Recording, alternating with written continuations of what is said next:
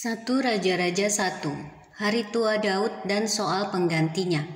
Raja Daud telah tua dan lanjut umurnya, dan biarpun ia diselimuti, badannya tetap dingin.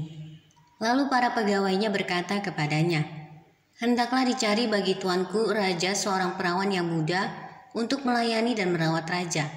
Biarlah ia berbaring di pangkuanmu, sehingga badan tuanku raja menjadi panas." Maka di seluruh daerah Israel dicarilah seorang gadis yang cantik, dan didapatlah Abisak, gadis Sunem, lalu dibawa kepada raja. Gadis itu amat cantik, dan ia menjadi perawat raja dan melayani dia. Tetapi raja tidak bersetubuh dengan dia. Lalu Adonai anak Hagit meninggikan diri dengan berkata, "Aku ini mau menjadi raja." Ia melengkapi dirinya dengan kereta-kereta dan orang-orang berkuda, serta 50 orang yang berlari di depannya. Selama hidup Adonia ayahnya, belum pernah menegur dia dengan ucapan, "Mengapa engkau berbuat begitu?" Ia pun sangat elok perawakannya, dan dia adalah anak pertama sesudah Absalom. Maka berundinglah ia dengan Yoab, anak Zeruya, dan dengan Imam Abiatar, dan mereka menjadi pengikut dan pembantu Adonia. Tetapi Imam Zadok dan Benaya bin Yoyada dan Nabi Nathan dan Simei dan Rei dan para pahlawan Daud tidak memihak kepada Adonia. Sesudah itu Adonia mempersembahkan domba, lembu, dan ternak gemukan sebagai korban dekat batu Zohelet yang ada di samping En-Rogel. Lalu mengundang semua saudaranya, anak-anak raja, dan semua orang Yehuda, pegawai-pegawai raja. Tetapi Nabi Nathan dan Benaya dan para pahlawan dan Salomo, adiknya, tidak diundangnya. Lalu berkatalah Nathan kepada Batseba ibu Salomo, "Tidakkah engkau mendengar bahwa Adonia anak Hagit telah menjadi raja, sedang tuan kita Daud tidak mengetahuinya? Karena itu baiklah kuberi nasihat kepadamu, supaya engkau dapat menyelamatkan nyawamu dan nyawa anakmu Salomo. Pergilah masuk menghadap Raja Daud dan katakan kepadanya, 'Bukankah tuanku sendiri, ya rajaku, telah bersumpah kepada hambamu ini, anakmu Salomo akan menjadi raja sesudah aku, dan dialah yang akan duduk di atas tahtaku. Mengapakah sekarang ada Adonia menjadi raja, dan selagi engkau berbicara di sana dengan raja, aku pun akan masuk pula dan menyokong perkataanmu itu?' Jadi masuklah Batseba menghadap raja ke dalam kamarnya. Waktu itu raja sudah sangat tua, dan Abisak, gadis Sunem itu melayani raja. Lalu Batseba berlutut dan sujud menyembah kepada raja. Raja bertanya, 'Ada yang kau ingini?' Lalu perempuan itu berkata kepadanya, 'Tuanku sendiri telah bersumpah demi Tuhan Allahmu kepada hambamu ini, anakmu Salomo akan menjadi raja sesudah aku, dan ia akan duduk di atas tahtaku. Tetapi sekarang lihatlah, Adonia telah menjadi raja, sedang tuanku raja sendiri tidak mengetahuinya. Ia telah menyembelih banyak lembu, ternak gemukan, dan domba, dan telah mengundang semua anak raja dan Imam Abiatar dan Yoab panglima itu. Tetapi hambamu Salomo tidak diundangnya. Dan kepadamulah, ya tuanku raja, tertuju mata seluruh orang Israel, supaya engkau memberitahukan kepada mereka siapa yang akan duduk di atas tahta tuanku raja sesudah tuanku. Nanti aku ini dan anakku Salomo dituduh bersalah segera sesudah tuanku raja mendapat perhentian bersama-sama dengan nenek moyangnya."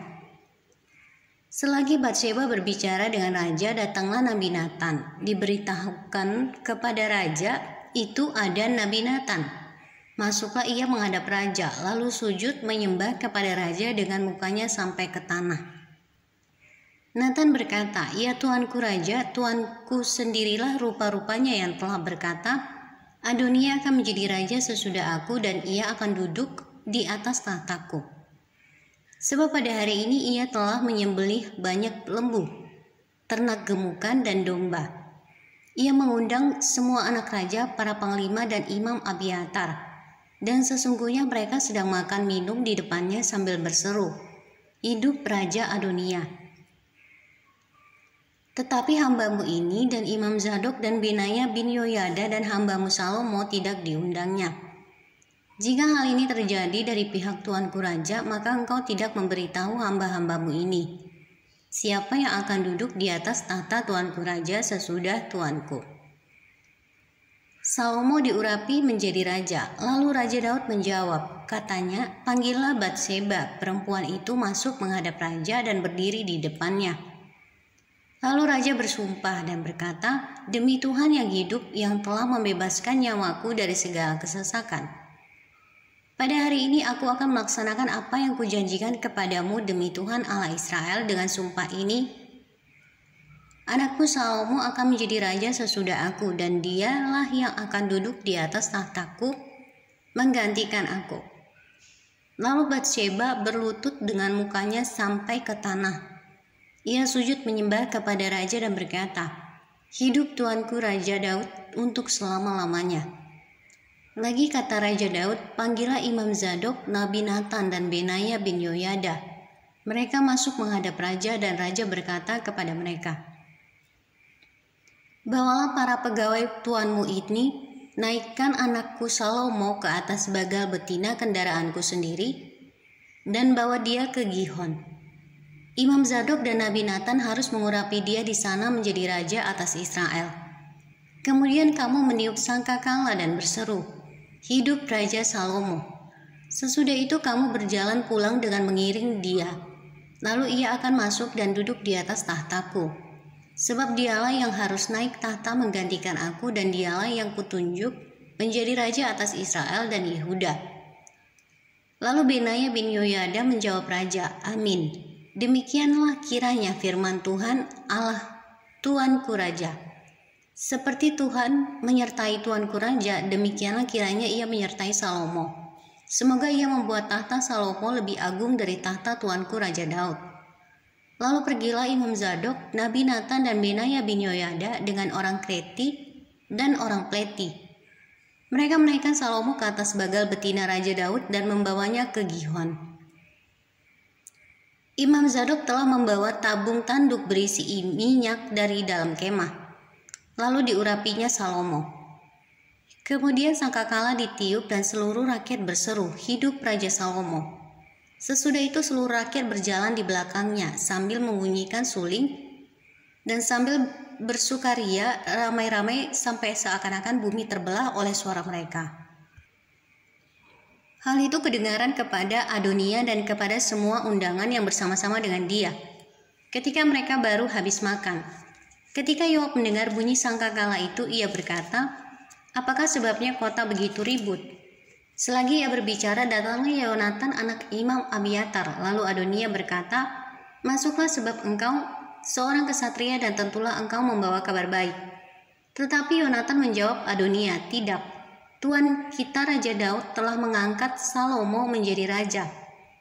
Raja telah menyuruh supaya Imam Zadok dan Nabi Nathan dan Benaya bin Yoyada dengan orang Kreti dan orang Pleti menyertai Salomo, dan mereka menaikkan dia ke atas bagal betina raja. Imam Zadok dan Nabi Nathan mengurapi dia di Gihon menjadi raja. Dan dari sana mereka sudah pulang dengan bersukaria, sehingga kota menjadi ribut. Itulah bunyi yang kamu dengar tadi. Salomo sekarang duduk di atas tahta kerajaan. Juga pegawai-pegawai raja telah datang mengucap selamat kepada Tuan kita Raja Daud dengan berkata, kiranya Allahmu membuat nama Salomo lebih masyhur daripada namamu, dan tahtanya lebih agung daripada tahtamu. Dan raja pun telah sujud menyembah di atas tempat tidurnya. Dan beginilah katanya, terpujilah Tuhan Allah Israel yang pada hari ini telah memberi seorang duduk di atas tahtaku yang aku sendiri masih boleh saksikan. Maka semua undangan Adonia itu terkejut, lalu bangkit dan masing-masing pergi menurut jalannya. Takutlah Adonia kepada Salomo, sebab itu ia segera pergi memegang tanduk-tanduk mezbah. Lalu diberitahukanlah kepada Salomo, ternyata Adonia takut kepada Raja Salomo, dan ia telah memegang tanduk-tanduk mezbah, serta berkata, biarlah Raja Salomo lebih dahulu bersumpah mengenai aku, bahwa ia takkan membunuh hambanya ini dengan pedang. Lalu kata Salomo, jika ia berlaku sebagai kesatria, maka sehelai rambut pun dari kepalanya tidak akan jatuh ke bumi. Tetapi jika ternyata ia bermaksud jahat, haruslah ia dibunuh. Dan Raja Salomo menyuruh orang menjemput dia dari mezbah itu. Ketika ia masuk, sujudlah ia menyembah kepada Raja Salomo, lalu Salomo berkata kepadanya, "Pergilah ke rumahmu."